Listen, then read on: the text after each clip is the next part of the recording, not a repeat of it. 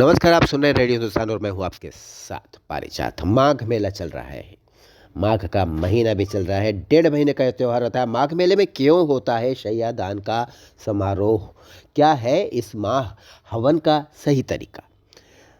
माघ मेले के 1.5 माह की अवधि को 4 युगों सतयुग, त्रेता, द्वापर और कलयुग के बराबर माना जाता है।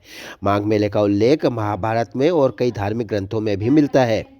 बहुत महत्वपूर्ण है ये जानना भी और इसे ज़िंदगी में उतारना भी। माघ मास में प्रयागराज में लगता है यह मेला। इसे माघ मेला कहते हैं, आप सब जानते हैं। इसकी महत्ता इस बात से ही पता चलती है कि इस दिन पूरे महीने देश भर में दुनिया भर से आए हुए लोग यहाँ पर प्रयागराज पहुंचकर लाखों की संख्या में पवित्र संगम तट पर आस्था की डुबकी लगाने आते हैं। कहा जाता है कि इस अवधि में देवता भी ब्रह्मा द्वारा ब्रह्मांड के निर्माण का जश्न मनाने, उसका उत्सव मनाने के लिए संगम के तट पर आते हैं।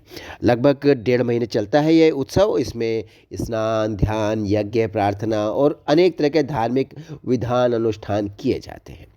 यही कारण है कि प्रयागराज के मेला स्थल त्रिवेणी संगम को तीर्थ स्थलों के राजा तीर्थराज के नाम से भी जाना जाता है। मेला काल में सतयुग, त्रेता, द्वापर और कलयुग चारों युग आ जाते हैं, इसी के भीतर आ जाते हैं। माघ मेले के 1.5 माह की अवधि को 4 युगों से जोड़ा गया है। 4 युगों सतयुग, त्रेता, द्वापर और कलयुग के बराबर माना जाता है माघ मेला को। माघ मेले का उल्लेख महाभारत में कई धार्मिक ग्रंथों में भी किया गया है।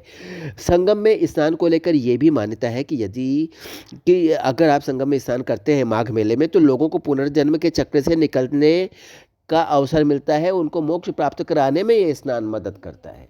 माघ स्नान में मकर संक्रांति और अमावस्या के दिन को बहुत पवित्र माना जाता है।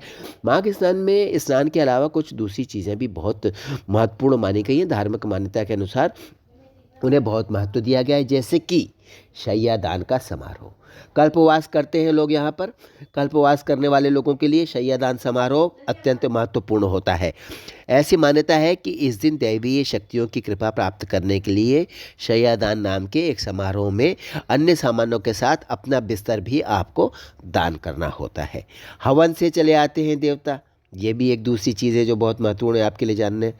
माघ मास में सूर्य देव की पूजा और यज्ञ की विशेष मान्यता है। इस माह में संत और भिक्षुओं को और देवताओं को प्रसन्न करने के लिए यज्ञ और हवन किए जाते हैं। इस दौरान किए जाने वाले मंत्रोच्चारण जो होते हैं वो अत्यंत विशेष होते हैं।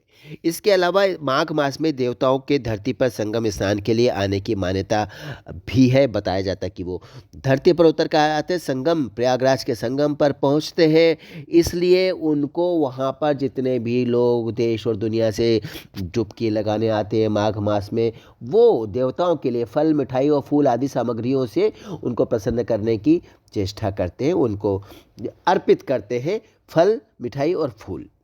इससे देवता प्रसन्न होते हैं, उनका आशीर्वाद मिलता है, तो उसका असर आपके जीवन पर दिखाई देता है। गंगा किनारे यज्ञ करने की भी विशेष मान्यता है, खास तौर पर माघ माह के दौरान।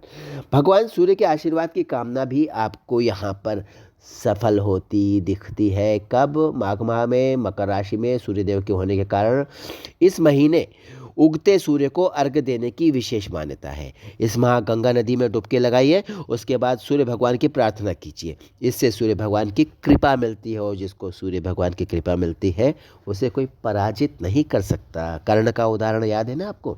अन्नदान से भी बनती है किस्मत। बिगड़ी हुई किस्मत बनानी है तो आइए माघ स्नान कीजिए, प्रयागराज पहुंचिए और अन्नदान कीजिए, आपकी बिगड़ी किस्मत बनेगी। ज़रूरतमंद लोगों को अन्न का दान और उन्हें भोजन कराने के अलावा गरीबों को उनके भार के अनुसार तिल और अनाज देने की रस्म भी इसमें शामिल है। अन्नदान कीजिए, आपकी बिगड़ी किस्मत बन जाएगी, ऐसी मान्यता है। हम चलते हैं, आपसे लेते हैं अनुमति। धर्म गंगा में हम फिर मिलेंगे कोई ऐसे ही महत्वपूर्ण बात लेकर अगली बार। तब तक करते रहिए काम, सुनते रहिए रेडियो हिंदुस्तान और बोलते रहिए जय श्री राम। नमस्कार।